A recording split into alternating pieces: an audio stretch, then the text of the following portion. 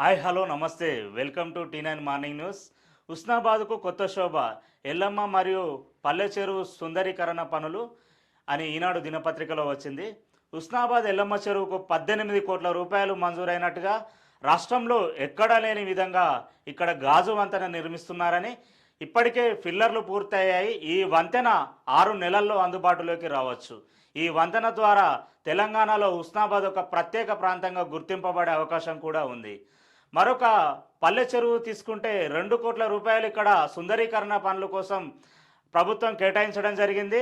ఇటీవల మంత్రి పొన్నం ప్రభాకర్ శంకుస్థాపన కూడా చేశారు.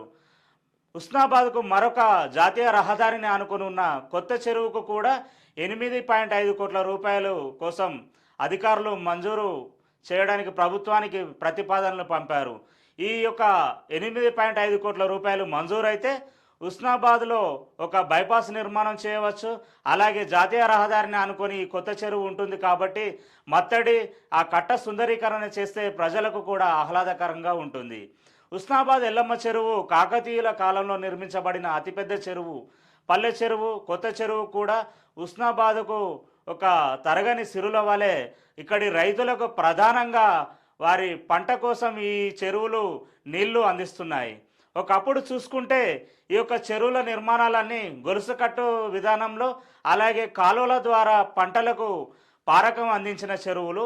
ఈ యొక్క సుందరీకరణ చేస్తున్న ప్రభుత్వ నిర్ణయాన్ని అభినందిస్తూ, ఒకప్పుడు ఇప్పటికీ కూడా రైతులకు వ్యవసాయ ఆధారం కోసం ఈ యొక్క చెరువుల నీళ్ళే ఆధారం కాబట్టి ఈ చెరువుల కింద ఉన్న కట్టలను కూడా పరిరక్షించాలి.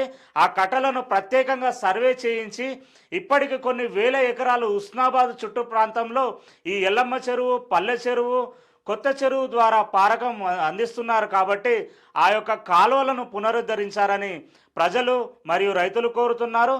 అలాగే ముఖ్యంగా పల్లె చెరువు చూసుకుంటే అక్కడ హంగు ఆర్భాటాల కోసం ప్రజలు దీన్ని స్వాగతిస్తున్నారు, కానీ వారి యొక్క ఆత్మగౌరవం ఒక విధానం కూడా ఇక్కడ ఒక ప్రధానమైన సమస్య ఉంది.